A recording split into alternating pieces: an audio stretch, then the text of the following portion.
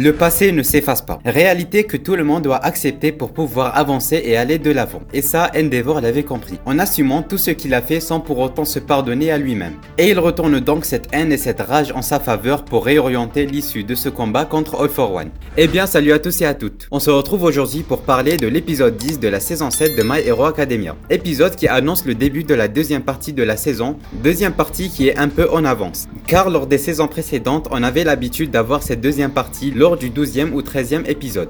On accueille aussi par la même occasion le lancement d'un nouvel opening et ending qu'on va analyser à la fin de cette vidéo. Juste avant de commencer, si le contenu de cette chaîne vous plaît, n'hésitez pas à vous abonner, ça soutiendrait énormément. Et ça me ferait savoir qu'il y a des gens qui s'intéressent au sujet dont je parle. Et n'hésitez pas aussi à aller me suivre sur Instagram, le lien est en description. Et sur ce, on commence.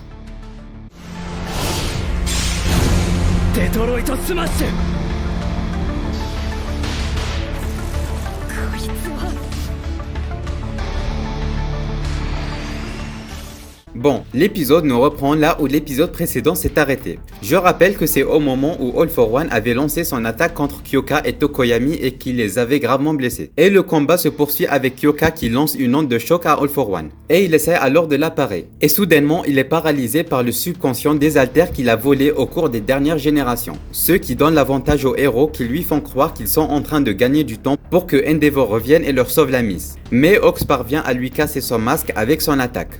Et en parallèle, nous avons Endeavor au sol en train de regretter son impuissance et son écart qu'il n'arrivera jamais à rattraper entre lui et All Might et Izuku. Et son lui du passé lui dit qu'il ne faut jamais assumer sa défaite d'hier, car c'est elle qui lui donne la force d'aujourd'hui. Il monte alors dans les airs pour reprendre le combat pour encaisser une attaque de All for One à la place de Ox et les élèves de la seconde A. Et son bras droit se fait arracher. Et puis sur un élan de motivation, il utilise alors en premier temps le Jet Burn pour briser le bouclier de All for One. Car le plan était qu'il utilise le Prominence Burn pour le brûler vif directement. Mais comme je l'ai dit, le bouclier l'en empêchait. Il trouve alors le moment parfait où All for One est sans défense, il l'agrippe alors et monte en l'air avec lui et utilise le Prominence Burn pour le brûler au 3e degré. Mais similairement à une scène de la saison 6, All for One avait un plan B.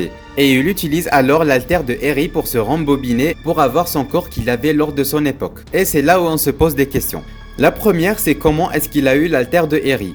Et s'il l'avait depuis tout ce temps, pourquoi il ne l'avait pas utilisé bien avant? Et j'espère juste qu'il ne va pas nous faire le coup du méchant qui ne meurt pas, car pour moi ici c'était une très belle occasion de le faire mourir. Parce que ce mec, tout comme Shigaraki, on a l'impression qu'ils sont immortels. À chaque fois qu'un héros a le dessus sur eux, ils nous sortent un alter de nulle part et trouvent une solution. Et j'espère que ça ne va pas s'accentuer par la suite. Et puis on passe à la deuxième partie de l'épisode du côté du cercueil de Yue, où dans un premier temps, tous les héros disponibles là-bas essayent d'esquiver les mains de Tomura.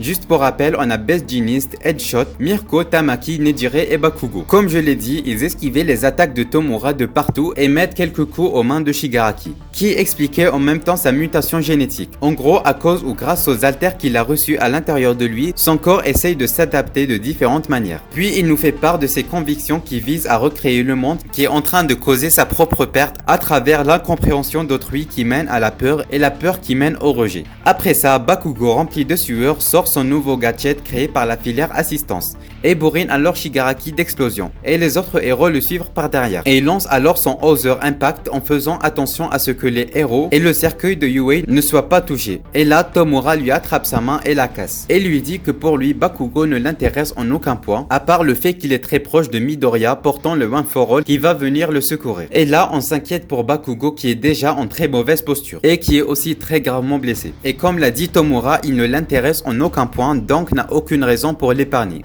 Maintenant on passe à une brève analyse de l'opening et de l'ending. Bon, pour l'opening, niveau musique j'ai adoré et niveau direction artistique. Et le ton des couleurs nous fait penser que c'est la guerre finale et ça nous fait aussi regretter pourquoi l'intonation des couleurs n'est pas la même dans les épisodes. Mais bon, l'animation des épisodes est très acceptable. Et on voit dans l'opening All for One avec sa forme humaine de son époque. Au début on croyait que c'était dans le passé, mais avec la révélation de cet épisode on apprend que ça se passe au présent. Et on le voit ensuite combattre ce qui semble être Rei Destro dans une ville en ruine. Et le plan d'après on voit Tenya portant Shoto qui porte sa tenue pour on ne sait quelle raison. Et on voit aussi la lueur violette de Dabi qu'on a vu lors de l'épisode précédent. Et la scène d'après, on a un magnifique plan où Deku arrive au cercueil de Yue et fonce sur Shigaraki, totalement enragé. Voilà pour l'opening, on passe maintenant à l'ending que j'ai aussi adoré, à travers l'idée qu'il a rapportée. Et on voit pour la première fois Toru Agakure totalement visible, et elle est très belle d'ailleurs. Et on voit aussi quelqu'un qui marche mystérieusement dans l'eau. Et la musique aussi est très bien. Voilà pour ce qui était de cet épisode. Pour le prochain épisode, on devrait s'attendre à la suite du combat de Shigaraki contre Bakugo, qui n'est pas vraiment un combat parce que Bakugo se fait rouler dessus. Et j'ai vraiment peur qu'il lui arrive quelque chose. Et on voit aussi dans la preview l'arrivée de Mirio qui va aussi chambouler les événements. Et je vous dis à la semaine prochaine pour parler de l'épisode 11. Et sur ce, à la prochaine.